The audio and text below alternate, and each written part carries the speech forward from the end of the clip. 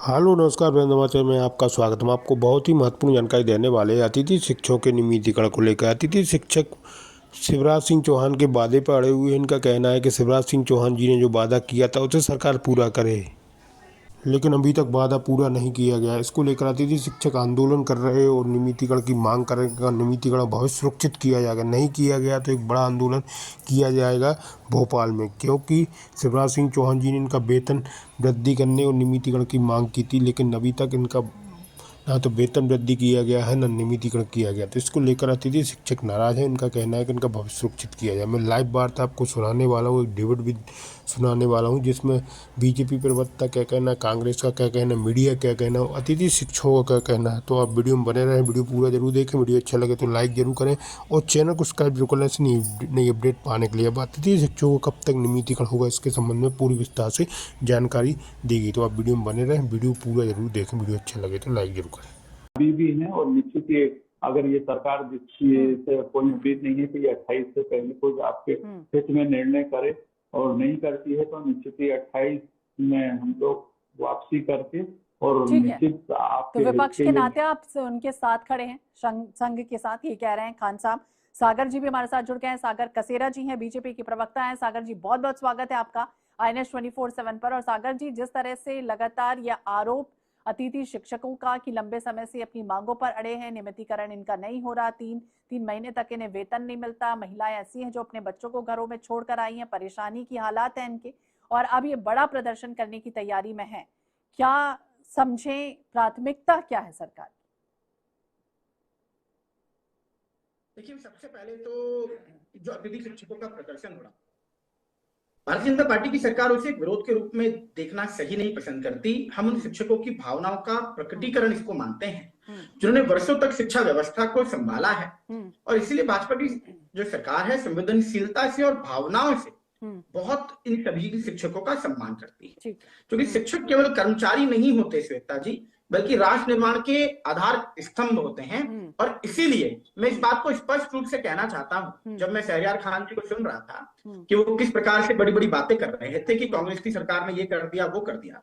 अगर कांग्रेस की सरकारों ने कुछ किया होता तो आज शिक्षकों की इस प्रकार की दुर्दशा नहीं होती, लेकिन भाजपा की सरकार उनके लिए प्रतिबद्ध है और उनके उनके जो भी उनकी अपेक्षाएं हैं उस पर खरे उतरने का सरकार पूरा प्रयास करेगी, ऐसा आश्वासन देना चाहती है। शहरयार जी बता रहे थे किसानों के लिए उन्होंने कितना प्रयास किया, लेकिन ये अपने आप में हास्यास्पद है किसान की जो उन्होंने उनको माफी का वादा किया। आरोप ना लगाएं। अभी हम ये समझने की कोशिश करते हैं। प्रदर्शन आज चलने जा रहा है, बड़े स्तर पर प्रदर्शन हो रहा है, अलग अलग क्षेत्रों से तमाम अतिथि शिक्षक पहुंच चुके हैं। समाधान कैसे निकलेगा, क्या ठोस कदम उठाए जाए? देखिए, मैंने स्पष्ट रूप से कहा श्वेता जी, क्योंकि विषय जो है वो मानदेय का है, तो भाजपा की सरकार ने 9,000 से 18,000 से किया है वर्ग 1 का। वर्ग 2 में हमने ऑलरेडी 7,000 से 14,000 से किया जा चुका है, और वर्ग 3 में 5,000 से 10,000 हो चुका है। ये बढ़ोतरी मात्र नहीं है, बल्कि वर्षों के उनके संघर्ष की आज वास्तविक स्वीकृति है जो भाजपा की सरकार ने किया है।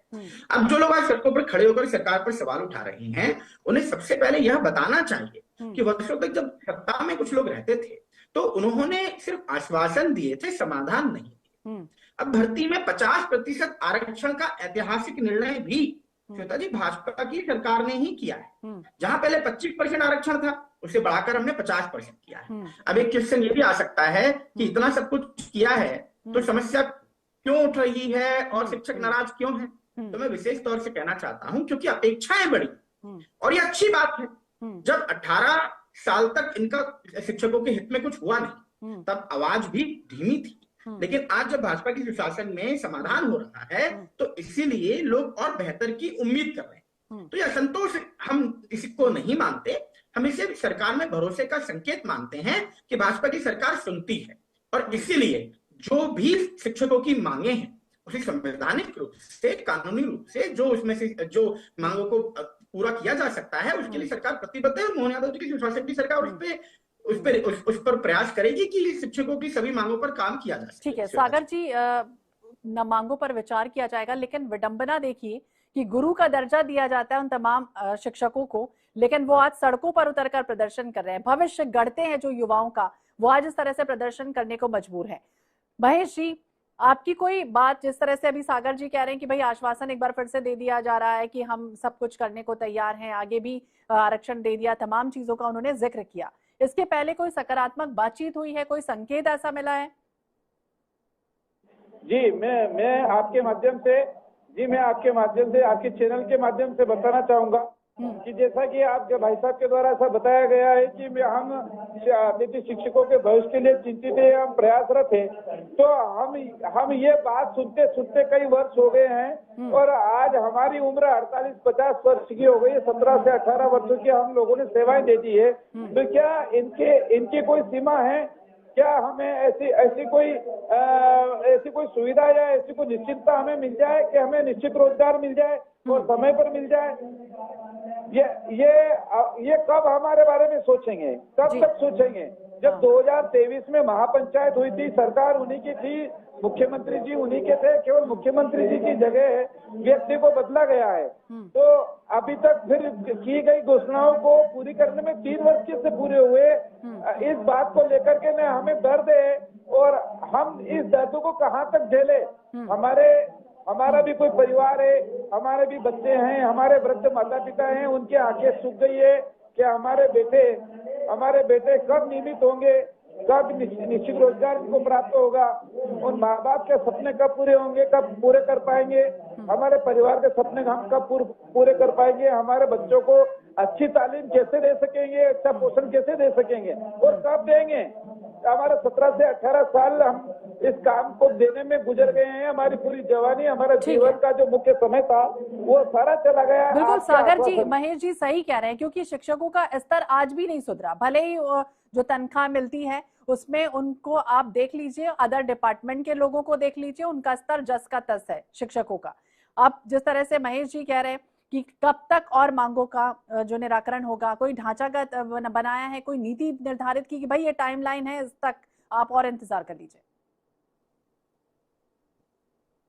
जी के दर्द को अपना दर्द मानता हूं और मैं मानता हूं कि ये वास्तविक दर्द है और इसे नकारना न तो सही है और न ही जिम्मेदाराना है।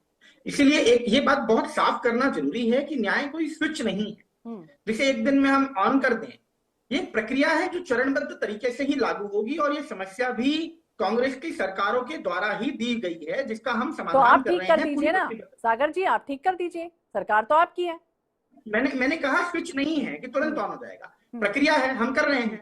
अगर सिर्फ बातें होती तो सवाल वाजिब था, लेकिन जमीन पर आज भारतीय जनता पार्टी की सरकार ने फैसले भी किए हैं।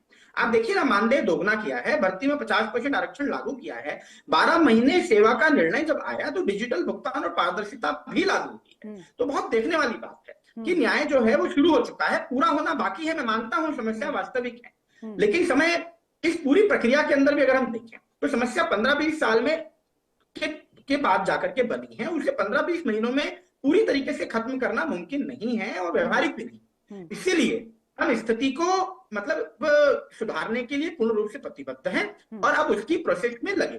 प्रोसेस में लगे, खान साहब से पूछते हैं, प्रोसेस में लगे हैं भाई, स्विच नहीं है कि तुरंत ऑन किया और सब कुछ ठीक हो जाए। खान साहब,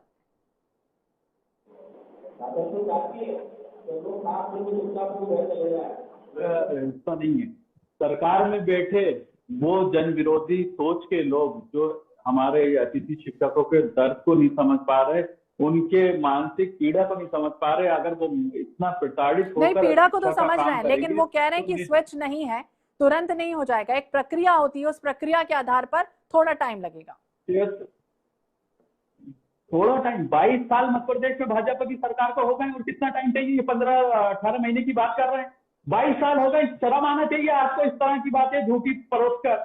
ये वो अतिथि शिक्षक है जो मध्य प्रदेश के भविष्य और देश के भविष्य को गढ़ने का काम करते हैं। अगर वो मानसिक रूप से परेशान रहकर अगर शिक्षक का काम करेंगे तो वो उनका भविष्य, जो हमारा देश और देश का भविष्य, उसको वो क्या अच्छा शिक्षण संस्थान को चला पाएंगे और दे पाएंगे? तो अगर स्वस्थ मन नहीं है, अगर उनके घर की, परिवार की, उनके बच्चों की पीड़ा है, तो वो कैसे स्वस्थ शिक्षा का प्रसार कर सकते हैं? ये सोचने वाली बात है। लेकिन ये जन विरोधी लोग, जन विरोधी सोच के लोग, ये जनता के विरोध के प्रति इनका इतना सर पे सत्ता का नजर चढ़ा हुआ है कि ये सबको एक डंडी से हाँकने का काम कर रहे हैं, चाहे वो किसान हो, चाहे शिक्षक हो, चाहे महिला हो, चाहे युवा हो। ठीक है सागर जी,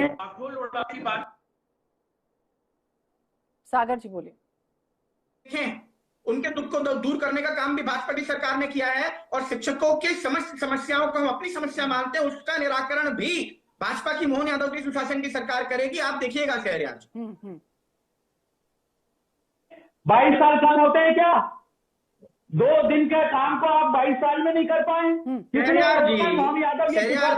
तो आपके पास तो इससे पहले दिग्विजय जी का शासन था ना। सागर जी कोई टाइमलाइन दे दीजिए, कोई टाइमलाइन दे दीजिए। इंतजार कर रहे हैं महेश जी, अब और कितना इंतजार उनको करना पड़ेगा?